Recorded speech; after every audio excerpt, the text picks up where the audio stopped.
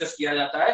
And right now for our purposes we are discussing only the electronic materials or the electrical kind of materials in which there is a band theory which governs the behavior of insulators, semiconductors and conductors।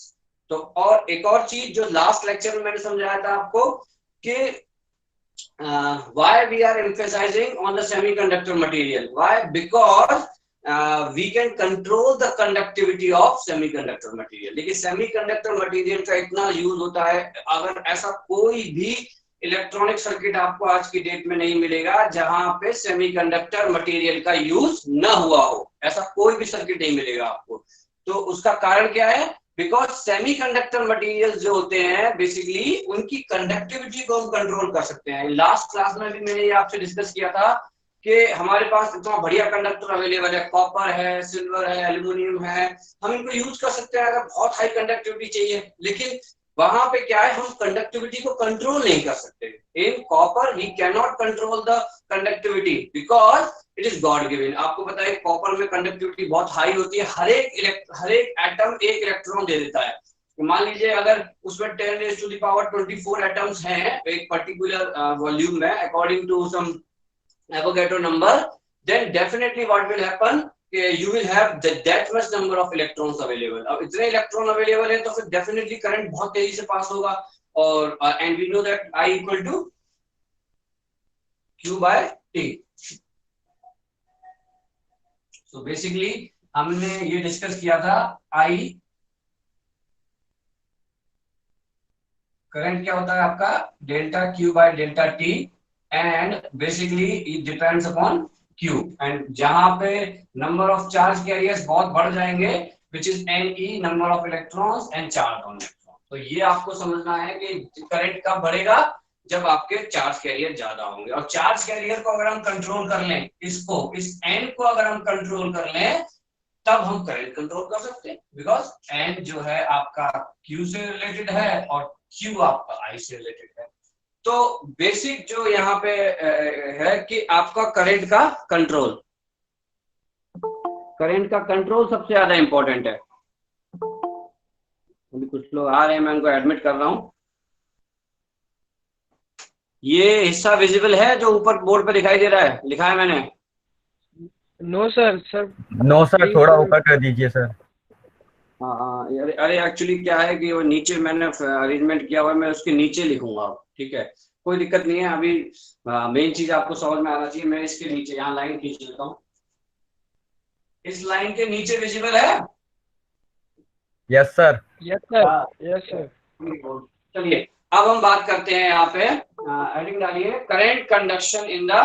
देखिए अभी तक हमने discuss जो चीजें करी वो भी हमने बात कर ली कि क्या कहते हैं बैंड थ्योरी को हमने डिस्कस किया। इससे पहले हमने current conduction inside the conductor and how the resistivity of the conductor behaves whenever temperature changes। Even in the last class someone asked a question, what will happen if we raise the temperature of a semiconductor। उसका भी हमने जवाब दिया कि उसको भी हमने समझा with the help of band theory। और initially when we were discussing the band theory तब मैंने आपसे 2-3 चीजें बोली थी। एक मोटिवेशन ये था कि बहुत सारी ऐसी फिनोमेना है which are happening inside the material and we can explain those phenomena very easily with the help of band theory। एक तो band theory का ये यूज था। और दूसरा एक क्वेश्चन मैंने आपसे पूछा था कि कार्बन को हम क्यों यूज नहीं करते। हालांकि आप बहुत सारे लोगों को जवाब पता होगा, डायमंड फॉर्म में जो कार्बन होता है उसको हम एज ए सेमीकंडक्टर क्यों यूज नहीं करते। एनीवन कोई आंसर कर सकता है इसका?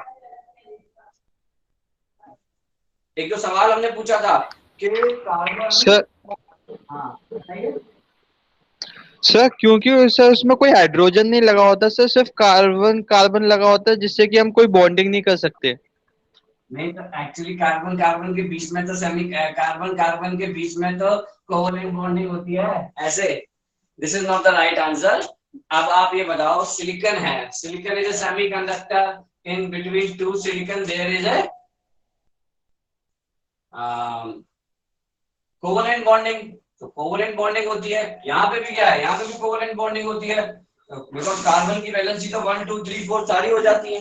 तो जब कार्बन का एलोट्रॉप, उस क्वेश्चन का जवाब दे रहा हूं मैं यहाँ पे, जो हमने सबसे पहले पूछा था in the starting of band theory, कि diamond is allotrope of carbon, okay, and we do not use diamond as a semiconductor. What is the reason?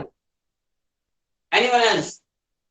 The question is there, the answer is wrong, because we can break any bond. किसी के बीच में भी bond हो, if it is a covalent bond, then we can easily break that bond with the help of some heat energy, some light source or some electric field. Electric field भी, हालांकि electric field इतनी आसानी से bond को break नहीं कर सकता, but there is a very good probability whenever we increase the temperature, then some of the bonds will be broken, because we know that there are very large number of atoms.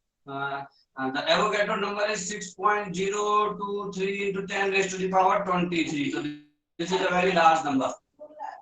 This is a very large number. So अगर इनमें से आधे की छोड़ो, एक चौथाई में भी अगर आपका बॉन्डिंग ब्रेक हो जाती है, then it will be sufficient for us. Okay, चलिए इसका जवाब देखते हैं। इसका जवाब है बैंड थ्योरी में, इसका जवाब आता है बैंड थ्योरी से।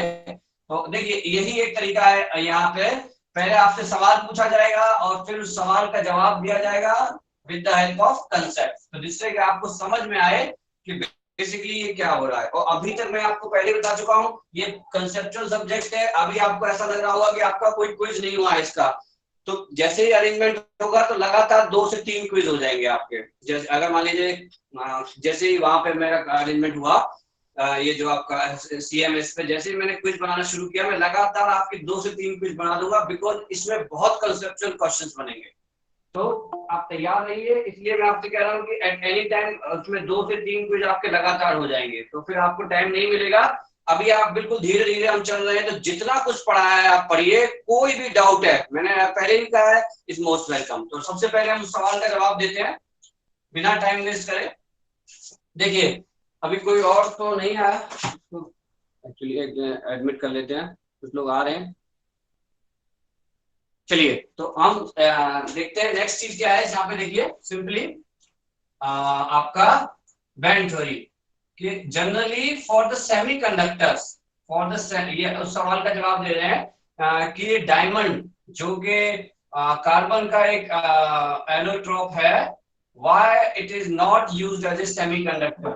Actually this is the conduction band and this is the valence band, and for a semiconductor generally this gap is of order of कितना होता है, less than 3 electron volt, but for the carbon, for the diamond form of the carbon, this gap is approximately equal to 6 electron volt. So at the room temperature it is very hard task for the electrons in the valence band. So electrons in the valence band will not have that much amount of energy that it can overcome this 6 electron volt gap, almost like an insulator. Insulator के बराबर इसमें gap होता है।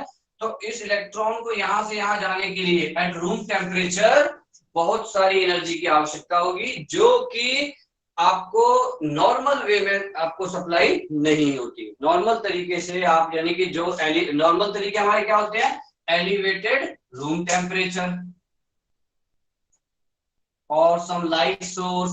Light को अगर हम, जैसे आपने देखा होगा, लाइट का सबसे ज्यादा यूज हम कहाँ करते हैं, सोलर सेल्स जो आपके होते हैं, वो भी एक आपका सेमीकंडक्टर डिवाइस है। आप सोचिए कि सोलर सेल्स को हम कितना एक्सटेंसिवली यूज कर रहे हैं आजकल, and we want to replace all our resources with the solar, because it's a clean energy source, और ये बहुत लंबे टाइम तक चलता है। और सबसे अच्छी चीज ये है कि इसको जो इनिशियल कॉस्टिंग इसमें है और बाकी जो इसकी लाइफ है वो बहुत अच्छी है। यानी कि अगर आप एक सोलर पैनल लेते हो मान लीजिए, और अगर आप उस पर काम करते हो, तो 25 साल के बाद इसकी एफिशिएंसी घट के बस 90% रह जाएगी। यानी जब ये नया नया आया होगा तो ये 100% एफिशिएंसी होगी, जो भी मतलब जितनी इस पे सनलाइट आ रही है, उस एफिशिएंसी का मतलब क्या है कि इस पे जितनी सनलाइट आ रही है उसके हिसाब से। मान लीजिए कि नया नया आया है और इसकी एफिशिएंसी है 15%, यानी कि अगर 100 यूनिट ऑफ सनलाइट आ रही है तो ये 15 यूनिट ऑफ इलेक्ट्रिसिटी बना रहा है, ठीक है।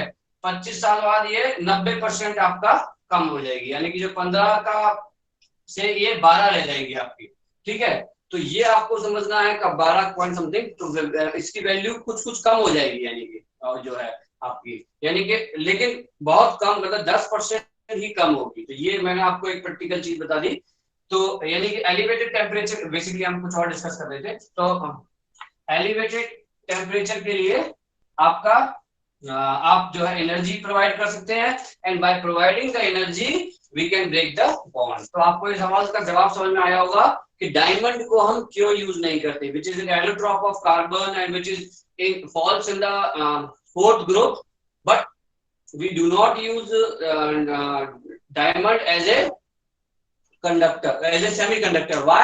Because this energy gap Eg, this is denoted as Eg, this energy gap Eg is order of 6 electron volt, which is almost equivalent to the energy gap for the insulators, ठीक है। तो ये आपका जवाब, ये क्लियर हुआ आपको। अब हम आते हैं अगली कंसेप्ट पे, current conduction inside the semiconductor.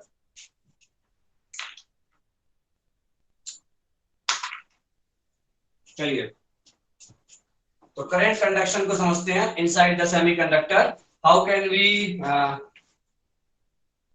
Understand the current conduction, what is happening inside the semiconductor. तो सबसे पहले हमें एक चीज समझनी है, there are two kinds of semiconductors, one is intrinsic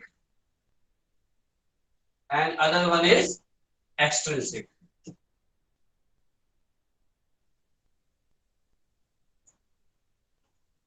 अच्छा, इन वर्ड्स का जनरल मीनिंग पता है आपको, इंट्रिंसिक एंड एक्सट्रिंसिक। बहुत सारे लोगों ने प्लस 2 किया होगा तो डेफिनेटली उन्होंने कुछ ना कुछ पढ़ा होगा इसका, लेकिन वहां पे चीजें उतनी सिस्टमेटिक नहीं होती जितनी सिस्टमेटिक हम यहाँ डिस्कस करते हैं in engineering. So what you need to understand, intrinsic basically क्या होते हैं, जिनकी जो कंडक्टिविटी होती है that is solely depend upon the breaking of bonds, यानी कि जो मटेरियल है, और you can say material in the pure form, the material occurring in its natural form. यानी कि अगर हम बात करें कि सिलिकॉन, अगर हम बात करें तो नेचर में जिस फॉर्म में अकर हो रहा है, और या जर्मेनियम, तो उसको हम डिस्कस कर रहे हैं। We are not doing any kind of external manipulation with the material in order to increase or decrease the conductivity. It means the conductivity of the material is due to the breaking of covalent bonds, due to breaking of covalent bonds only.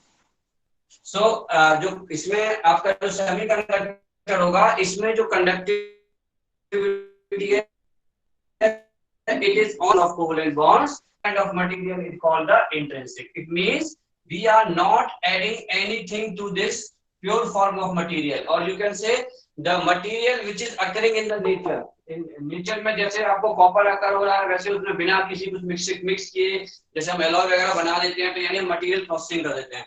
So without doing any kind of processing, जो material हमको nature में मिलते हैं semiconductors, तो वो basically आपका intrinsic semiconductor कहलाते हैं। यानी कि हमने इसमें कुछ भी ऐड नहीं किया है in order to control the conductivity. जैसे कि हमने लास्ट क्लास में डिस्कस किया, we can control the conductivity of the semiconductors. We can control the conductivity of the semiconductors by doing some material processing, some diffusion of the material, which we will understand in the subsequent classes, and which we will discuss in depth in the subsequent classes. So extrinsic हमारा अगला topic ही है next class का। तो अभी फिलहाल हम बात कर रहे हैं खाली इंट्रिंसिक की। तो एक्सट्रिंसिक बेसिकली इसका उल्टा होता है, इसको डिफाइन भी हम अगली क्लास में करेंगे, कि अभी आपको इसमें नए टर्म बता दूंगा तो फिर आपको थोड़ा कंफ्यूजन हो जाएगा, डोपिंग वगैरह। और you need to understand there are two kinds of material, intrinsic जो कि नेचर में अकर हो रहे हैं, ठीक है, और एक्सट्रिंसिक क्या है कि जो नेचर में जो अकर हुए हैं मटेरियल, उन पे थोड़ी सी हमने प्रोसेसिंग कर दी, कुछ ह्यूमन इंटरवेंशन हमने कर दिया in order to control the conductivity, तो वो आपके एक्सट्रिंसिक हो गए, ठीक है। तो एक्सट्रिंसिक के बारे में हम डिस्कस करेंगे in the subsequent classes. Right now our focus will be on intrinsic material. तो इंट्रिंसिक मटेरियल यानी कि जो नेचर में अकर हो रहे हैं और जिनमें कंडक्टिविटी है, that is due to the breaking of covalent bonds. Okay, और जितने भी और you can say one more definition, the semiconducting properties, semiconducting properties of material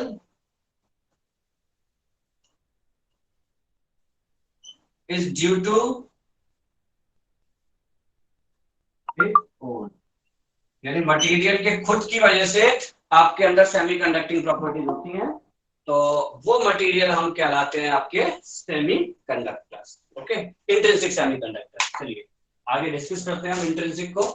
तो अगला हम समझेंगे कि how can we understand the current conduction inside the semiconductor. कि करंट कंडक्शन किस तरीके से होता है, यानी बेसिकली हम क्या बात कर रहे हैं।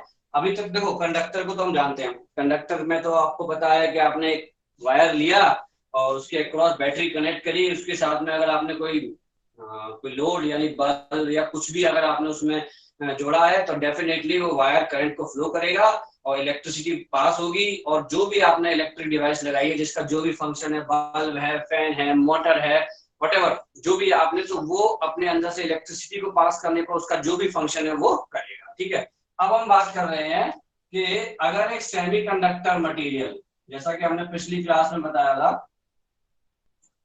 तो यहाँ पे हम एक मिली एमीटर लगा देते हैं, और एक हम यहाँ पे बैटरी जोड़ देते हैं। तो basically if it is a intrinsic semiconductor, तब आपका किस तरीके से करंट बिहेव करेगी, मटेरियल के इनसाइड जो पिक्चर बनेगी उसको हम समझने की कोशिश करते हैं। तो इंट्रिंसिक सेमीकंडक्टर के अंदर जब हम आपका कनेक्ट करते हैं तब आप किस तरीके से, यानी कि when we use a battery and 1 milliammeter in order to find the current value in the intrinsic semiconductor। तो बेसिकली जो भी करंट होगी आप मिली एमीटर से मेजर कर पाएंगे, और मटेरियल आपने कनेक्ट कर ही दिया है तो डेफिनेटली कुछ ना कुछ करंट बहेगी, because we know that at room temperature the bonds are broken, at room temperature bonds are broken. चलिए, तो अब इसको समझने के लिए हमें 2-3 कंसेप्ट को समझना होगा जो मैं इंट्रोड्यूस कर रहा हूँ, बहुत इंपॉर्टेंट है, आप ध्यान से सुनिएगा। तो first concept is concept of hole, and then we will try to understand concept of recombination and generation. तो ये 3 कंसेप्ट जब हम समझ लेंगे तो हमारे को बहुत आसान हो जाएगा इंट्रिंसिक सेमीकंडक्टर को समझना है कि इंट्रिंसिक सेमीकंडक्टर बेसिकली कैसे काम करते हैं। और एक बार इंट्रिंसिक समझ में आ गया, उसके बाद फिर एक्सट्रिंसिक, और फिर जैसे ही हम डिवाइस फॉर्म कर लेंगे, यानी कि हमारी जो सेमीकंडक्टर फिजिक्स है वो वहां तक है जब तक कि हमने पीएन जंक्शन फॉर्म नहीं कर लिया, वहां तक आपको बहुत डीपली समझना है। उसके आगे सिर्फ सर्किट्स है, उसके आगे एप्लीकेशन ही है कि इसको डिवाइस को हम कैसे यूज कर रहे हैं, क्या पर्पज है हमारा, तो वो सिर्फ प्योरली सर्किट थ्योरी के जैसा होगा, but circuit theory of the electronics. And यहां तक आपको ये समझना है सेमीकंडक्टर। ठीक है, चलिए अब हम समझते हैं कि concept of hole inside the semiconductor.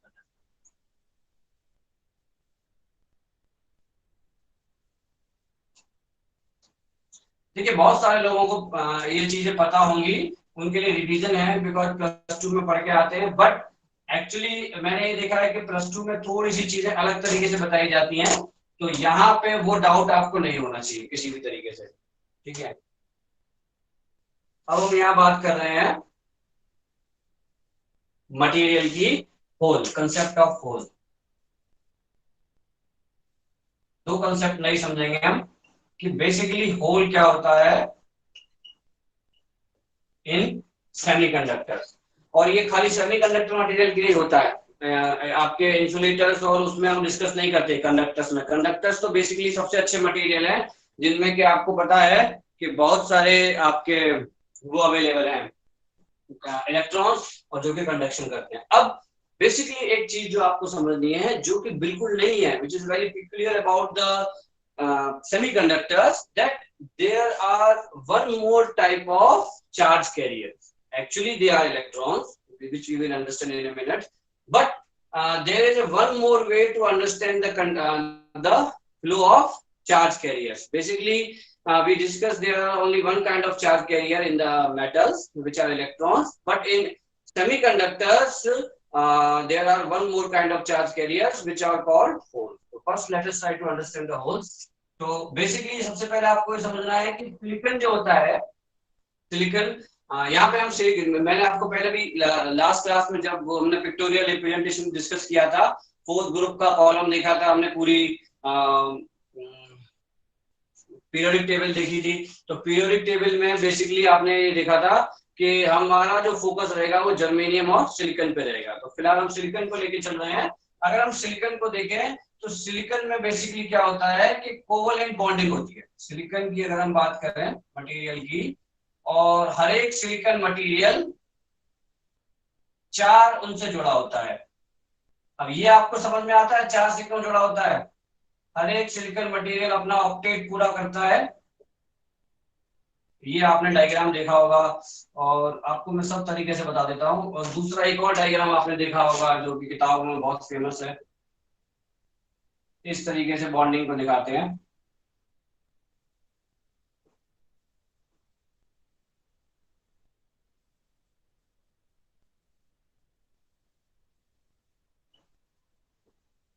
इससे अलग इलेक्ट्रॉन जुड़े हुए हैं, इससे अलग एटम्स जुड़े हुए हैं, इससे अलग एटम्स जुड़े हुए हैं। तो बेसिकली कोई भी डायग्राम हो, दोनों ये सेम है। ये दोनों रिप्रेजेंट कर रहे हैं there is a covalent bonding in the semiconductors. In the silicon there is a covalent bonding. और ये किस तरीके के होते हैं? sp3 hybridised. ये आप पहले ही डिस्कस कर चुके हैं। sp3 हाइब्रिडाइज्ड आपके ऑर्बिटल्स होते हैं इसमें। और आपको पता है इसका स्ट्रक्चर क्या होता है? एनीवन, sp3 का स्ट्रक्चर क्या होता है सॉलिड स्टेट में?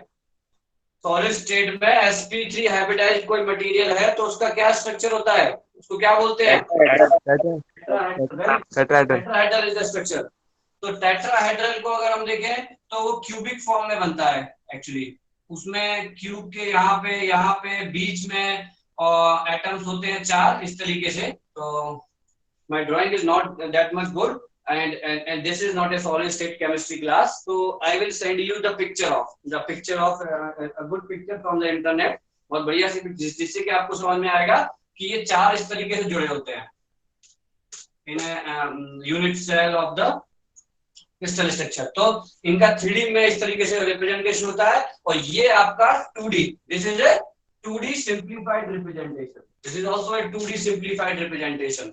Okay, so this is how atoms are associated inside the crystal of the material for the semiconductor material। Okay, so यहाँ पे इसको हम 2D में represent कर रहे हैं because this board is 2D and we need to simplify things। हमको चीजें समझनी है in a simplified manner, that's why हम जो भी complexity है उसको जानेंगे कि हाँ भाई ये complexity है, ये structure, लेकिन उसको कैसे simplify करके समझना है ये हमारा टास्क।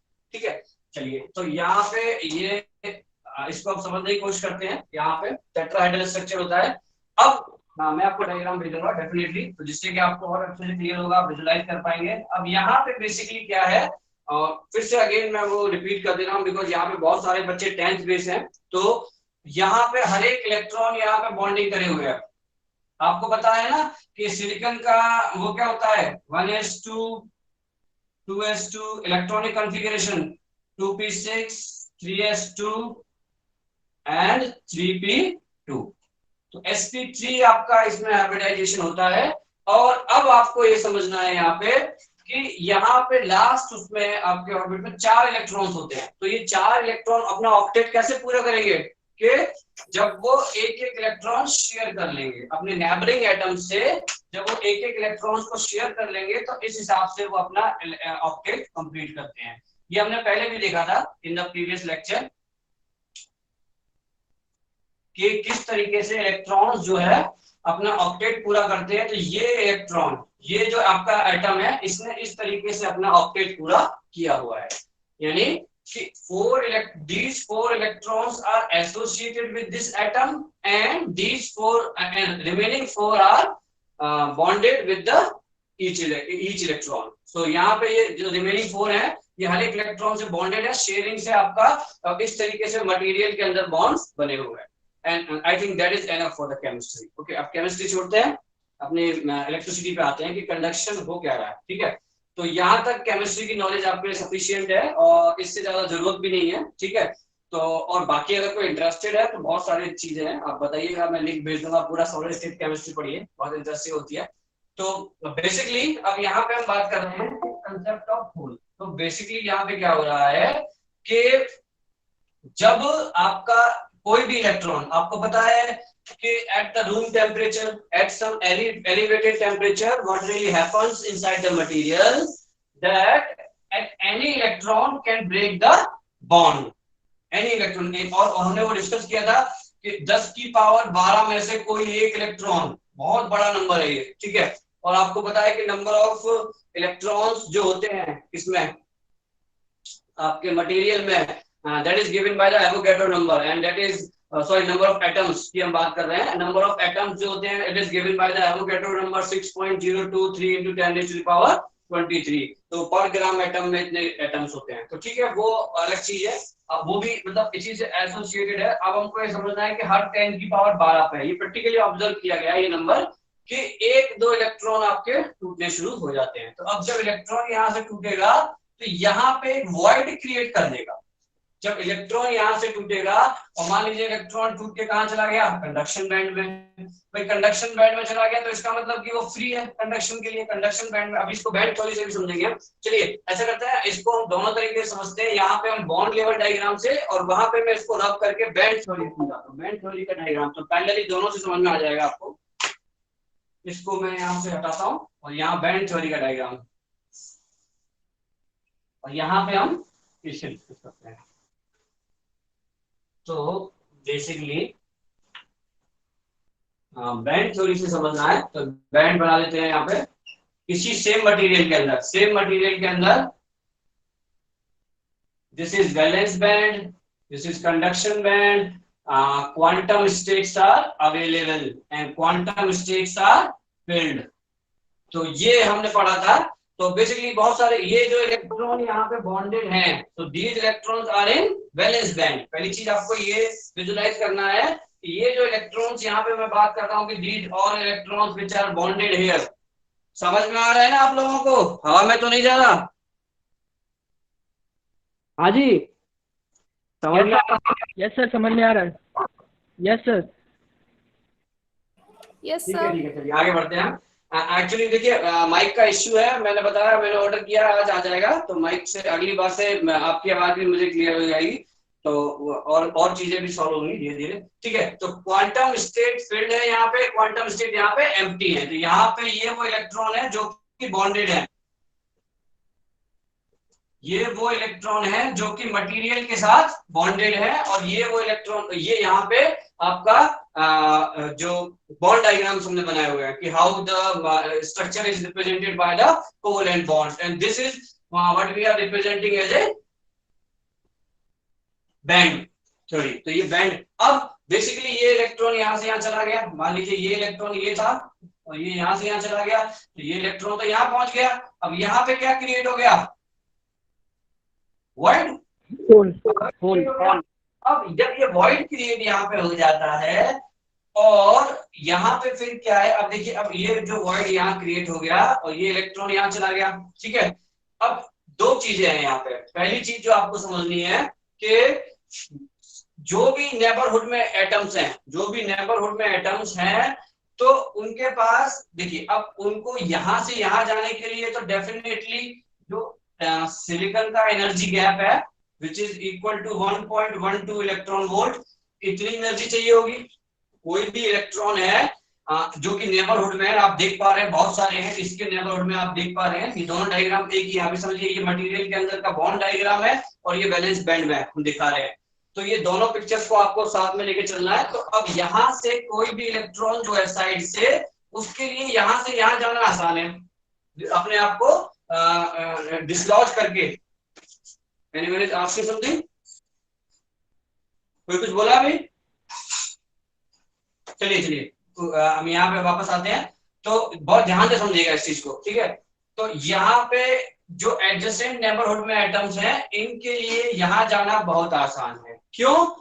क्योंकि अगर कोई थोड़ी सी कम अमाउंट ऑफ एनर्जी मिली, मान लीजिए 1.12 इलेक्ट्रॉन नहीं मिली, तो आपको पता है कि ये एनर्जी क्वांटाइज होती है, तो वो यहाँ से यहाँ नहीं जाएगा और दूसरा चला जाएगा। हो सकता है यहाँ से कुछ चला जाए, यहाँ से कुछ चला जाए, कोई दिक्कत नहीं है। साइड वाला के साथ जो भी नेबरहुड में है इसके एटम्स, उनके साथ ये प्रोबेबिलिटी है कि वो ये वाला बॉन्ड ब्रेक करेगा। अभी हमने बात, अभी हम ये बात अभी, और ये पॉसिबिलिटी तब भी हो सकती है इतनी एनर्जी जब हम अपने सेमीकंडक्टर मटेरियल के अक्रॉस इलेक्ट्रिक फील्ड लगा दें। मान लीजिए ये मेरा सेमीकंडक्टर है और इसके अक्रॉस मैंने इलेक्ट्रिक फील्ड लगा दिया। कैसे? चार्ज प्रोवाइड कर दिया, वो सॉरी पोटेंशियल डिफरेंस प्रोवाइड कर दिया हमने, यानी यहाँ आपको सिंपली बैटरी से जोड़ दिया, मटेरियल है उसके इनसाइड का पिक्चर है। तो इससे भी इतना फोर्स मिल सकता है कि ये इलेक्ट्रॉन इस बॉन्ड को तोड़ दे और यहां से यहां आ जाए। तो अब क्या हुआ, यहां पे होल क्रिएट हो गया और यहां पे क्या हो गया, फिर से बॉन्ड बन गया। क्लियर? तो यहाँ पे क्या हुआ, अब यहां से आपने ये देखा, यहाँ पे होल क्रिएट, यहाँ पे ये जो है आपका साइड वाले एटम ने क्या किया कि यहाँ पे जिसके साइड वाले एटम ने ये आपका कि ये उछल के अपना यहाँ पे आ गया, तो यहाँ पे तो आपका होल क्रिएट हो गया और आपका यहाँ पे आपका अगेन आपका इलेक्ट्रॉन आ गया।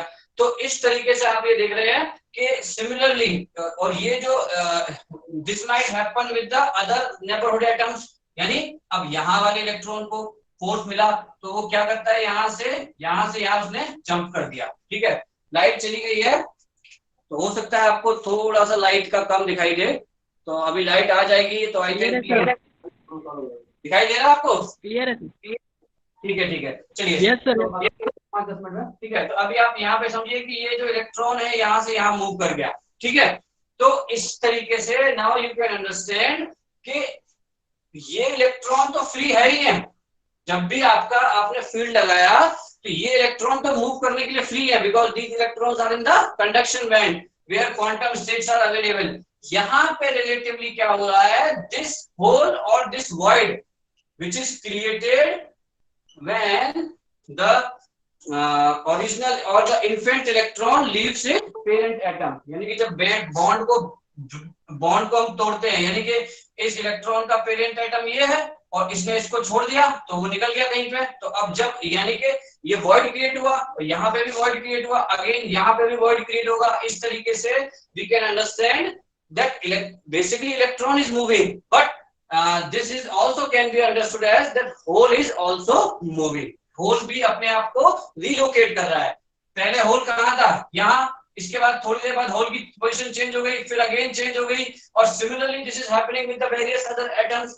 तो one thing that you can understand, relatively or equivalently we can see that hole is also relocating itself. So this hole is also relocating itself. अब इलेक्ट्रॉन आपका आगे मूव करता जाएगा तो अलग अलग जगह पे आपके होल बनते जाएंगे डेफिनेटली। तो जो होल्स हैं आपके वो भी अपने मूव करते हैं, और यानी कि वो बेसिकली वो मूव तो नहीं करते, वो रिलोकेट करते हैं, जिसको हम मूवमेंट के इक्विवेलेंट बोलते हैं। जैसे बिल्कुल वैसे ही है, आप ट्रेन में मूव कर रहे हैं तो ट्रेन तो आगे जा ही रही है, यानी और एक चीज जैसे जो रिलेटिवली लगता है ना, बाकी चीजें पीछे जा रही हैं जो कि अपनी जगह पे है, स्टैटिक है। But the thing is this कि इस तरीके का रिलेटिव मोशन में हमें ऐसा लगता है कि दूसरी चीजें पीछे जा रही हैं।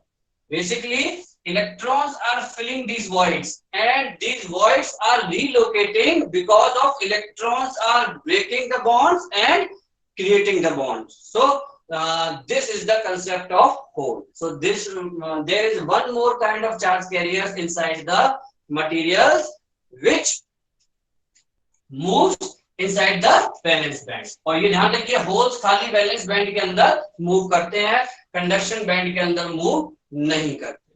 ठीक है, तो अब और सीधी सी बात है, जैसे यहाँ से कुछ इलेक्ट्रॉन चले गए, मान लीजिए इनिशियली 2 इलेक्ट्रॉन चले गए, अब यहाँ पे थोड़ा सा स्पेस हो गया ना, यहाँ पे थोड़ा सा स्पेस हो गया तो ये इलेक्ट्रॉन यहाँ से रिलोकेट कर सकता है, ये इलेक्ट्रॉन यहाँ से रिलोकेट कर सकता है। चलिए मैं आपको एक और एनालॉजी देता हूँ जिससे आपको और क्लियर होगा होल का कंसेप्ट। तो अभी यहाँ तक तो वैसे आपको क्लियर हो गया होगा कि होल किस तरीके से मूव करता है। एक और एनालॉजी लेते हैं हम सिनेमा हॉल की, ठीक है। तो मैं इन डायग्राम को रब कर रहा हूँ यहाँ पे इस वाले को। एक और एनालॉजी की हेल्प से समझने की कोशिश करते हैं होल का कंसेप्ट, और होल के बाद हम आएंगे रिकॉम्बिनेशन पे, और इसके साथ आपका इंट्रिंसिक खत्म हो जाएगा, एक्सट्रिंसिक की शुरुआत करेंगे। फिर हम देखिए आप एनालॉजी समझिए। मान लीजिए आप एक सिनेमा हॉल में है, दूसरा पेन यूज करते हैं बिकॉज लाइट है बहुत। आप एक सिनेमा हॉल में है जहां पे दो तरीके के क्लासिफिकेशंस हैं, और यहाँ पे सीटें हैं सिल्वर वाली और यहाँ पे है गोल्ड वाली। अब ऊपर नीचे मत समझिएगा, आपके अभी लॉजिक लगाइएगा के साथ। सिनेमा हॉल में तो गोल्ड ऊपर होता है, और क्या कहते हैं, अभी फिलहाल हम ये मान रहे हैं कि ये आपका सिल्वर क्लास है और ये आपका गोल्ड क्लास है, ठीक है। तो यहाँ पे 100 रुपए की टिकट है, यहाँ पे 180 रुपए की टिकट है मान लीजिए, ठीक है। तो अब यहाँ पे क्या होता है कि जनरली ये आपको पता है ज्यादातर लोग भाई इसमें आएंगे बैठेंगे फिल कर देंगे सीटों को, ठीक है। अब यहाँ पे कम लोग होते हैं, ये आपको पता है, तो ये तो एक जनरल चीज है, हम भी जानते हैं सारा। This is a kind of social phenomena कि गोल्ड को अफोर्ड करने वाले कम होते हैं, या फिर एट ए मूवमेंट। अभी इंडिया में तो इतना भीड़ है कि गोल्ड भी भरा होता है तो क्योंकि पॉपुलेशन बहुत ज्यादा है। बट हम ये समझ सकते हैं कि यहाँ पे कुछ सीटें वैकेंट है, ठीक है, गोल्ड स्टैंडर्ड में।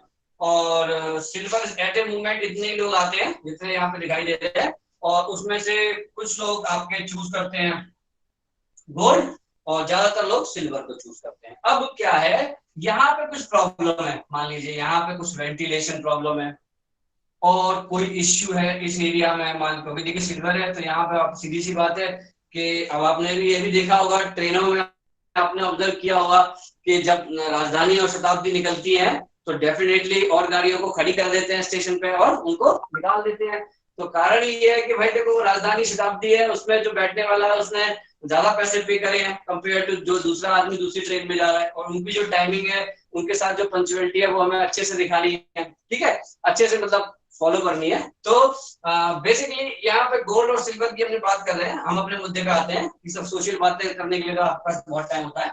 तो कंसेप्ट ऑफ होल में आप ये समझिए कि अगर मान लीजिए यहाँ पे कुछ गर्मी का इश्यू हो रहा है बहुत ज्यादा, मतलब इस हिस्से में बहुत ज्यादा यहाँ पे वेंटिलेशन नहीं है, ठीक है, तो यहाँ पे ठीक है क्योंकि ये गोल्ड के पास है, इतने एरिया में ठीक है, इतने में कुछ इस तरीके की फिनोमिना हो रही है, और इसको आप रिलेट कर सकते हैं valence band and conduction band से। तो बेसिकली क्या होता है कि कुछ लोग जो ज्यादा प्रॉब्लम फील कर रहे हैं वो अपनी टिकट एक्सचेंज कर लेते हैं, मतलब पे कर देते हैं 80 रुपए एक्स्ट्रा, तो वो यहाँ से यहाँ आके बैठ गया, ये यहाँ आके बैठ गया, ये यहाँ आके बैठ गया, तो 2-3 सीटें वैकेंट हो गई, 2-3 सीटें देखे वैकेंट हो गई। तो जब ये सीट वैकेंट हो जाएंगी तो इनकी प्राइसिंग तो सेम है, तो ये वाला आदमी यहाँ मूव कर जाएगा आराम से, ये वाला आदमी यहाँ मूव कर जाएगा और ये वाला यहाँ।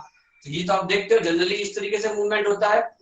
तो this is what happening in the conduction band, valence band. तो इसी तरीके से जब कुछ वैकेंट प्लेसेस अवेलेबल होंगे तब आपका जो है वॉइड्स जो है आपके, यानी कि जो वॉइड्स हैं उनको फिल करने के लिए अगल बगल वाले आ जाएंगे, पड़ोसी सबसे पहले यहाँ पे कहते हैं ना कि जब भी आपके यहाँ कुछ प्रोग्राम होता है तो सबसे पहले कौन आता है आपके यहाँ, पड़ोसी कहता है कि हाँ ठीक है एडवांटेज लिया जाए, कुछ दावत हो रही है या कुछ हो रहा है, तो जो भी है।